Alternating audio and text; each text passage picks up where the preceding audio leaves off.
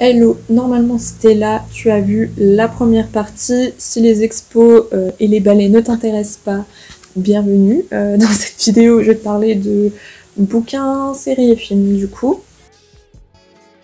On va commencer avec les séries. Là, je vais prendre mes notes parce que sinon je vais en oublier. Donc au début du mois, j'ai commencé à regarder Dracula, la nouvelle série Netflix. Donc Dracula, c'est un personnage que tu connais quand même très bien. Qui est ce vampire célébrissime. La série, je l'ai bien aimée. C'est une espèce de nouvelle version de Dracula. J'ai bien aimé, sauf, sans spoil, le troisième épisode était un petit peu particulier. Je pense qu'il y aurait des choses très intéressantes, enfin il y aurait eu des choses peut-être très intéressantes à faire, mais je t'avoue que le troisième épisode m'a un petit peu refroidi, et quand il a commencé, genre vraiment ma première réaction c'était what? Donc voilà. Mais en soi, c'était vraiment une bonne série. Le premier épisode est vraiment très bien. Par contre, warning, il y a des choses assez gore et qui sont très visuelles. Par exemple, des ongles qui partent du doigt là comme ça. Si t'es sensible à ce genre de choses, peut-être que je te le conseillerais pas forcément parce qu'il y a des choses très visuelles que tu vas pas forcément kiffer. Mais voilà, j'ai trouvé que voilà, l'acteur qui joue Dracula le joue très bien, et puis voilà, son costume un peu kitsch, bah, ça fait partie aussi un petit peu de l'image qu'on a de Dracula, enfin en tout cas de l'image que j'ai de Dracula. Donc voilà, j'ai beaucoup aimé les acteurs, c'était très bien, c'est des épisodes très longs qui durent 1 heure il me semble, mais ça se regarde très très bien, et puis ça passe quand même assez vite, même si au total ça fait 3 heures. Donc non, c'était vraiment sympa à voir, à part voilà, ce troisième épisode où j'ai été un petit peu déçue.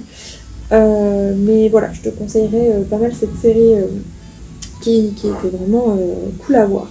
Ensuite, rien à voir, mais si tu suis mes bilans culturels depuis un moment, tu sais que j'ai une passion pour tout ce qui est documentaire par rapport aux affaires criminelles, à la prison, etc. Je sais pas pourquoi ça m'intéresse, mais ça m'intéresse. Donc là, j'ai vu... En vrai, je vais te mettre dans la barre d'infos les documentaires que j'ai vus. En soi, j'ai pas grand chose à dire dessus. Parce que, enfin, bon, bref, j'en ai vu beaucoup. Il y en a qui sont un peu mieux que d'autres. Il y en a qui sont très très américains. Donc, je vais pas forcément t'en parler plus que ça. Mais celui-là, je vais t'en parler parce que j'ai trouvé un petit peu particulier. Donc là, je vais te parler de 60 jours en prison. Donc, qu'est-ce que c'est? En fait, c'est dans une prison, le directeur a décidé de faire un programme où il va prendre des civils qui ont un casier judiciaire vierge, voilà, mais qui sont quand même des civils bien choisis. Il va les intégrer dans des cellules, enfin dans des blocs de sa prison, pour voilà, essayer de communiquer des informations à la fin de ces 60 jours sur notamment les trafics clandestins de drogue qui se font à l'intérieur de les prisons, sur les choses aussi qui ne vont pas dans les prisons, les choses qu'il faudrait améliorer, ou voilà, la corruption, ou ce genre de choses. Donc, ces personnes sont intégrées, alors il y a des femmes et des hommes qui vont être intégrés du coup dans ces différents blogs, et tu les suis au cours de ces 60 jours. Chacun a sa personnalité, chacun va plus ou moins bien s'en tirer dans cette aventure. Évidemment, tu dois te poser la question de ouais, mais chelou, comment les prisonniers ne se sont pas doutés de ce truc avec les caméras et tout. L'équipe de prod, en gros, a prétexté qu'il faisait un documentaire sur les premières fois en prison, sur voilà, la première fois que tu te fais incarcérer en prison, pour que ça passe mieux, même si quand même je doute de la fiabilité à 100% de ce programme, mais c'est quand même intéressant de voir un peu comment se forment les hiérarchies dans tes blocs, comment ça se passe entre détenus, comment ça se passe avec les gardiens, ce que mange un détenu, ce qui m'a l'air totalement dégueulasse. Vraiment, tu verras si tu regardes ça, mais les plateaux repas, une joie. Comment ça se passe voilà, aujourd'hui dans une prison, quelles sont les choses à améliorer. Voilà, donc c'était quand même assez intéressant à voir. Ensuite, j'ai regardé, alors je vais te saouler parce que je pense que tout le monde en a parlé ce mois-ci et les mois précédents, j'ai regardé You. L'année dernière, j'avais commencé à regarder la saison 1, mais j'avais arrêté parce que j'avais été saoulée, sauf que mes potes m'ont vraiment forcé à continuer.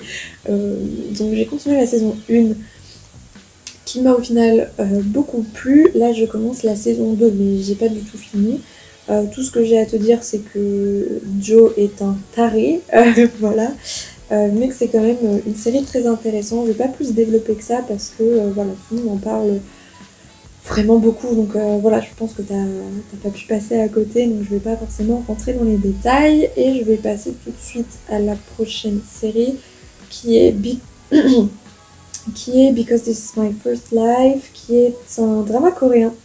Je regarde pas mal de dramas coréens, mais je t'en parle jamais en fait dans les bilans culturels, parce que généralement je m'arrête au milieu du drama parce que ça me saoule.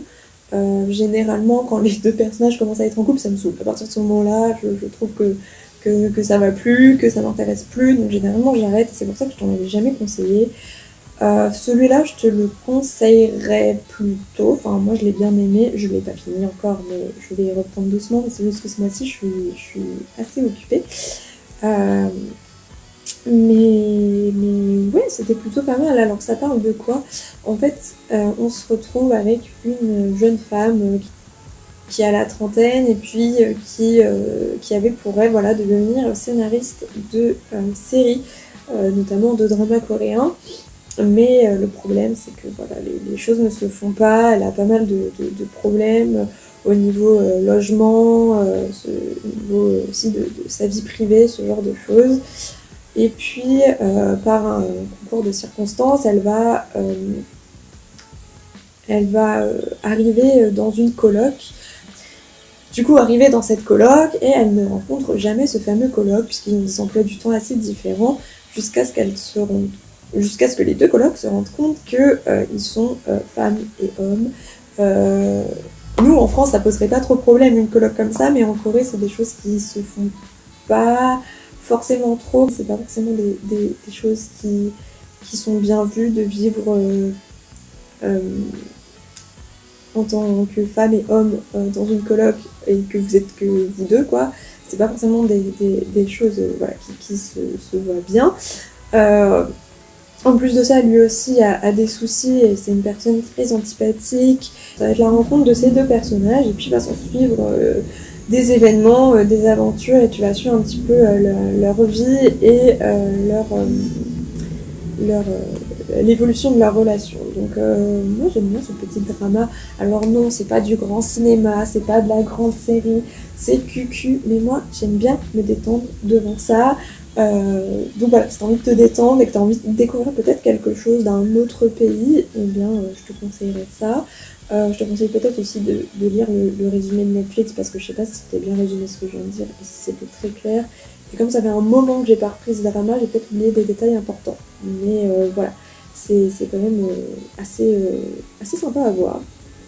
Ensuite, j'ai regardé la nouvelle saison de Sex Education et vraiment j'aurais aimé avoir une série comme ça quand j'étais au collège pour voilà, me faire des vrais cours d'éducation sexuelle, contrairement à ce que pouvait fournir le collège à mon époque. Donc voilà, c'est une série vraiment cool, tu t'attaches vraiment aux personnages. Au final, même si Otis et May sont vraiment censés être les personnages principaux, les autres personnages ont une place aussi importante qu'eux au final dans la série, et c'est vraiment très sympa à regarder. Ça touchera pas que des adolescents ou des préadolescents, ça touche aussi des jeunes adultes, mais aussi des adultes, des parents, et c'est vraiment très sympa à regarder, c'est assez intergénérationnel, j'ai galéré. Il y a plein de sujets qui sont abordés, des choses auxquelles on n'est pas forcément au courant quand on n'est pas très au courant de ce qui se passe, notamment dans la communauté LGBTQ+. On ne sait pas forcément ce qui se passe, je sais pas, au niveau des maladies, des MST. Voilà, je trouve que c'est quand même pas mal quand t'es ado, pré-ado, et que tu te poses plein de questions, mais c'est aussi des choses auxquelles tu peux t'identifier quand toi tu es jeune adulte et que tu as commencé déjà à expérimenter ces choses, ou que tu es adulte et que voilà, ça te rappelle, je sais pas moi, des moments de ta vie, ou si tu as des enfants, des pré-ados, etc.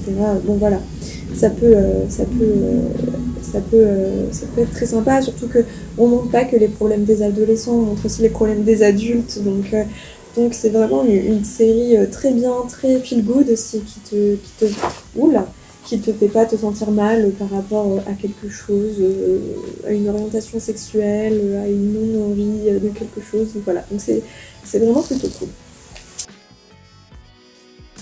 Ensuite, au niveau des films, je suis allée voir À couteau tiré, qui est un film ambiance Agatha Christie qui est vraiment très bien, où je vais devoir spoiler parce que ça va être compliqué d'en parler sinon.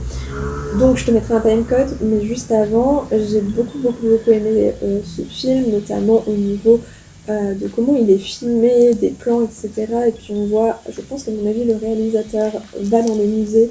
Et du coup, moi, étant en histoire de l'art, j'étais très contente de voir certains plans, etc. Toutes les réponses te sont données dans le film et quand les événements se produisent, tu te dis « Ah mais oui, il avait dit ça, c'est vrai, ok, ça fait sens ». T'as l'impression que ces réponses qui parfois te sont un peu trop évidentes, qui te sont un peu trop données facilement, peuvent te gâcher le film, mais au contraire, pas du tout. Et pour le spoil, c'est vrai que j'ai été très déçue au début, j'étais vraiment très déçue de connaître, d'avoir l'identité du meurtrier. J'étais là en mode, mais pourquoi ils ont donné le nom du meurtrier et tout, c'est bête et tout. Enfin, moi j'aurais voulu le savoir juste à la fin. Et puis en fait, en le voyant, en plus t'es attaché au meurtrier, donc j'étais pas bien. Parfois je me disais, faut pas qu'elle se fasse attraper et tout, sauf que bah si, faut qu'elle se fasse attraper, c'est elle la coupable, mais au final avec la fin, genre plot twist, j'ai été surprise. Et puis au final, le fait de voir tous les événements qu'elle produit, tous les événements qui se produisent et tout ce qu'elle essaye de faire pour cacher les preuves et tout, au final c'est très marrant, c'est très intéressant.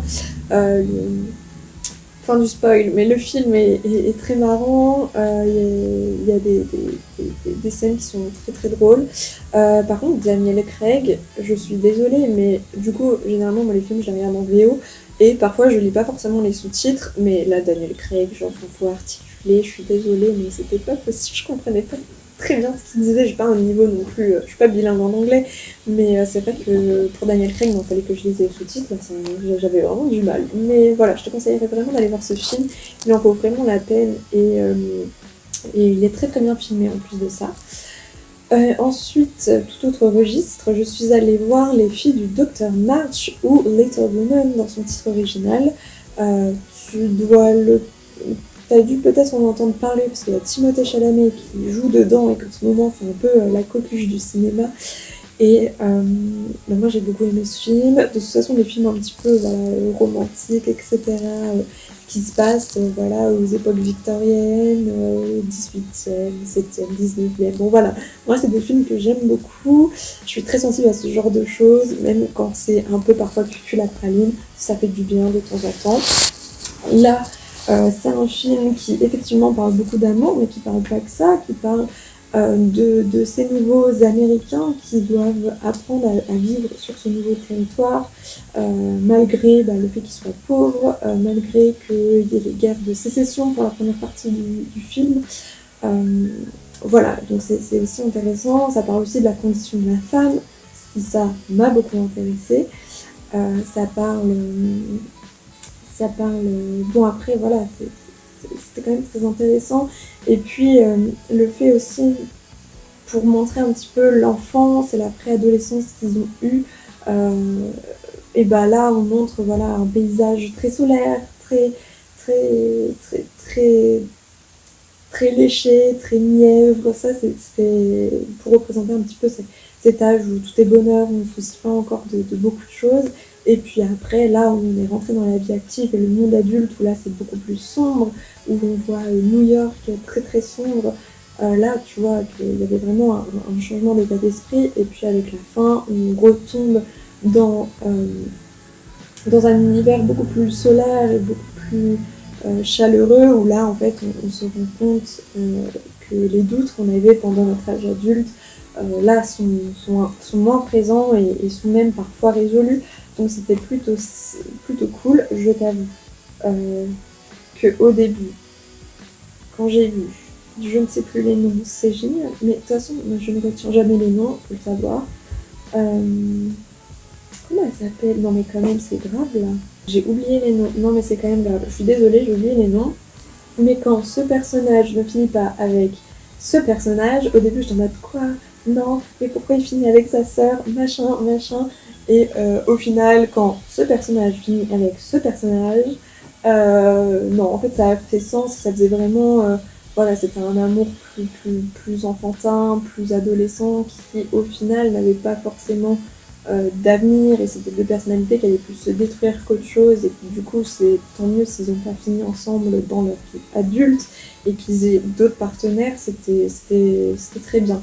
Donc ils ont quand même réussi à me faire changer d'avis. Donc ça c'était plutôt cool, et je crois que c'est tout au niveau des films.